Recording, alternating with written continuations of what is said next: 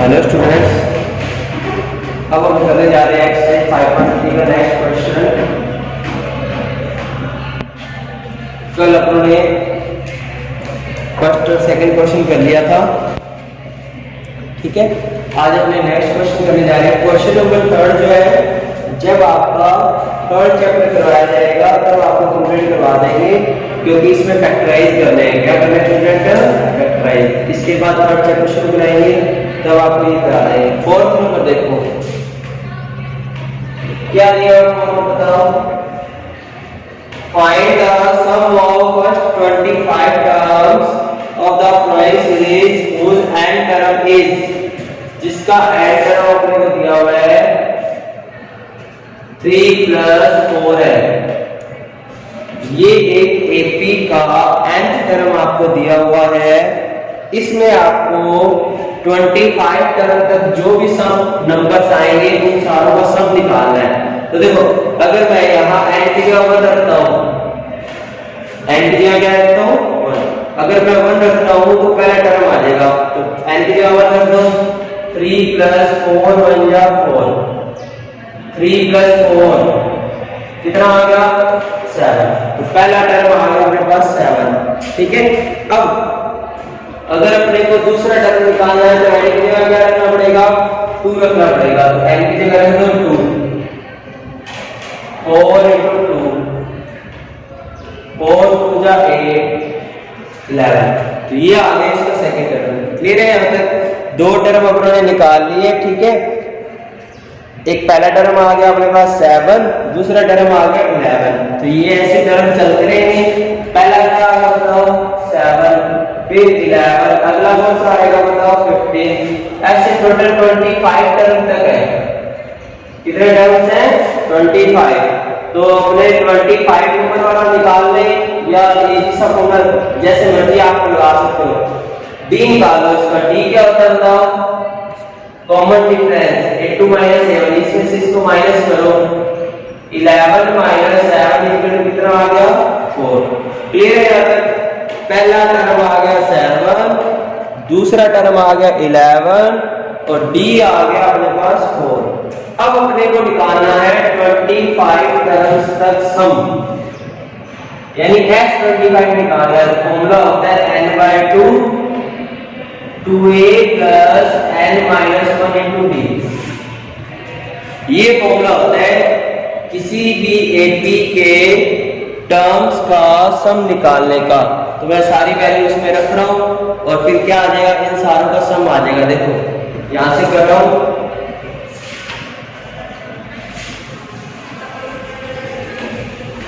तो देखो x25 अपने को निकालना है।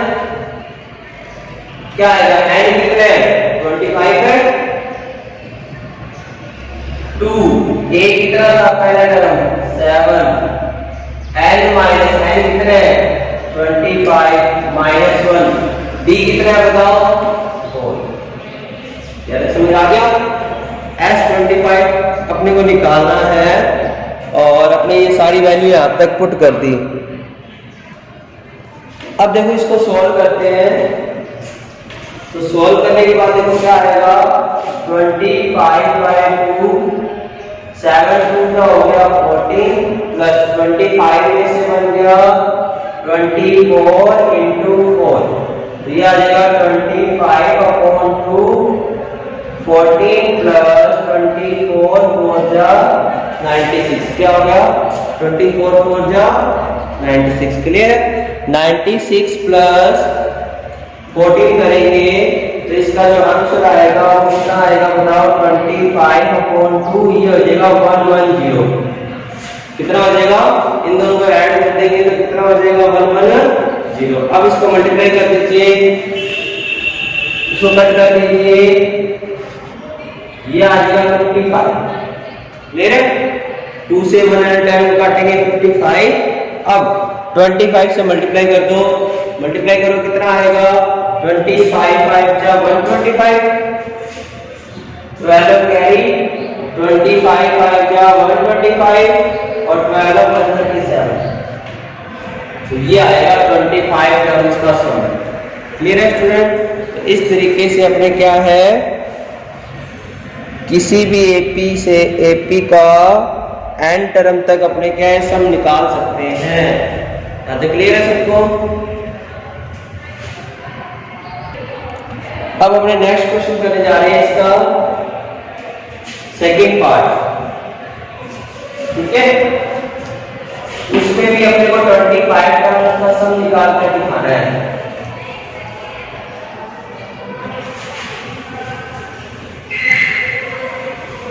तो देखो क्या दिया हुआ बताओ, a n इक्वल टू दिया हुआ है 7 माइनस 3n, ये अपने को दिया हुआ है स्टूडेंट, ठीक है। अब अपने को क्या करके दिखाना है, n टर्म 25 टर्म्स तक का सारों का सम निकाल कर दिखाना है। कैसे करेंगे देखो, पहले a1 निकाल लो, पहला टर्म n की जगह पर रख दो, तो a1 आ गया 7 माइनस 3 बन जाए 3, तो a1 आ गया 4। क्लियर है? 7 में से 3 गया, आ गया 4। अब अपने निकालते हैं दूसरा टर्म, तो n की जगह रखना पड़ेगा 2, n की जगह रखेंगे तो 7 माइनस 3 इंटू 2 कितना आएगा बताओ, 7 माइनस 3 2 जा 6, ये आ गया 1। क्लियर है? यहाँ तक अपने ने दो टर्म निकाल लिए जैसे पहले क्वेश्चन में निकाल रहे थे, ठीक है। अब अपने को चाहिए डी, क्या चाहिए, डी यानी कॉमन डिफरेंस। डी अपने निकाल रहे हैं, देखो डी क्या होता है, a2 माइनस a1। a2 क्या है बताओ 1, a1 है 4, 1 माइनस 4, यह आ जाएगा माइनस का 3। यहाँ तक क्लियर है? डी की वैल्यू आ गई अपने पास, डी अपने ने निकाल लिया माइनस का 3। अब अपने को क्या चाहिए बताओ, 25 टर्म्स तक सम, यानी h25 अपने को निकालना है, तो उसका फॉर्मूला होता है n/2 2a n minus 1 into d, तो ये इसका फॉर्मूला होता है। अब हमें क्या सारी वैल्यूज पुट करने जा रहे हैं। बताओ मेरे को n की वैल्यू कितनी है, 25, तो n की वैल्यू पुट कर दी 25/2, a की वैल्यू कितनी है बताओ, पहला टर्म 4, n माइनस n कितने हैं 25 माइनस 1, d कितने हैं बताओ माइनस का 3, ठीक है। अब देखो आगे,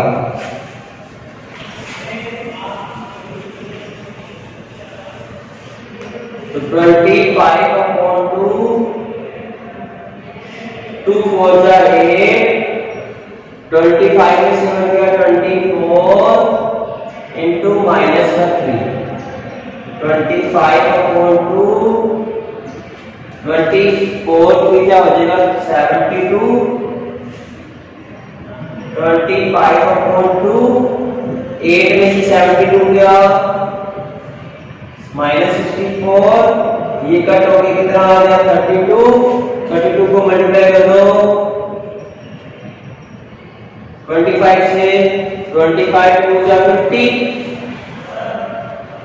25 2 जा 50, 5 कैरी, 25 3 जा 25 से 75 और 75 और 5 80, ये इसका आंसर आ जाएगा, ठीक है। ये 25 टर्म्स तक सारों का सम मान लेगा। अब देखो मैं नेक्स्ट क्वेश्चन करने जा रहे हैं, क्वेश्चन नंबर 5। क्या दिया है देखो, find the sum of 51 term in which second and third term are 14 and 80। वो बोल रहे हैं एक एपी है जिसका 51 टर्म तक सम निकालो और जिसका सेकंड टर्म और थर्ड टर्म अपने को दिया है 14 और 18। क्या दिया है बताओ, एक तो दिया हुआ है सेकंड टर्म दिया हुआ है 14 और थर्ड टर्म दिया हुआ है 18, ठीक है। और निकालना क्या है, टोटल 51 टर्म आएंगे, उनका सारों का सम क्या आएगा, ये अपने से पूछा है। तो पहले सेकंड टर्म का फॉर्मूला लगाओ। सेकंड टर्म यानी n टर्म निकालने का फॉर्मूला होता है क्या होता है बताओ? ये होता है a plus n minus 1 into D. 5.2 में करवाया था, कोई n नंबर पे अपने को टर्म निकालना होता है तो ये फॉर्मूला होता है a plus n minus 1 into D. अगर अपने को अपने को दूसरा टर्म चाहिए और तीसरा चाहिए, n की वैल्यू रख दो, 3 रख दो, n की वैल्यू रखो a plus 2 minus 1 into D. 2 में से बन गया 1, a प्लस b आ गया। सिमिलरली a3 निकालो, a plus 3 minus 1 into D कितना आ गया? a plus 2d। ये पहले अपने निकाल लेंगे सेकंड टर्म और फिर अपने निकाल लेंगे थर्ड टर्म। क्यों निकालेंगे? क्योंकि अपने को सेकंड और थर्ड दिया हुआ है। सेकंड टर्म कितना है बताओ? a प्लस d दिया कितना हुआ है? 14। तो a plus d equal to आ गया 14 और a plus 2d equal to कितना आ गया? 18। क्लियर है यहाँ पे? अब देखो आगे, अब कर दो सब्ट्रैक्टिंग। सब्ट्रैक्टिंग कर दो, माइनस माइनस माइनस कट गया, d में से 2d गया माइनस d और 40 में से 18 गया माइनस 4। d की वैल्यू कितनी आ गई? 4। कितनी आ गई d की वैल्यू? 4। यानी डिफरेंस अपने पास 4 है। और वैसे भी पता लग रहा है, देखो दूसरे नंबर पे 14 आ रहा है, तीसरे नंबर पे 18 आ रहा है, तो दूसरे और तीसरे के बीच में ही होता है ना डिफरेंस, उसी से ही पता लग रहा है कितना आ रहा है? 4। कितना आ रहा है? 4। अब हमने निकालेंगे क्या? पहला टर्म। तो d की वैल्यू यहां पुट कर दो इसमें तो a plus d equal to 14 है, a प्लस 4 इक्वल टू कितना हो गया? 14। प्लस का 4 उधर जाके क्या हो जाएगा? माइनस का। तो एक पहला टर्म आ गया 10, यानी कि एक भी बन गई, एक 10 14 18 ऐसे चलती जा रही है। देखो दूसरा टर्म 14 है, 18 है, इससे पहले 4 कम ही होएगा ना, क्योंकि ये 4 बढ़ता जा रहा है ना। ये आगे टोटल 51 टर्म्स है। ऐसे कितने टर्म्स है टोटल? 51 टर्म। अब इन सारों का सम निकालना है, तो वही फॉर्मूला जो पिछले क्वेश्चन में लगाया था वो लगा दो।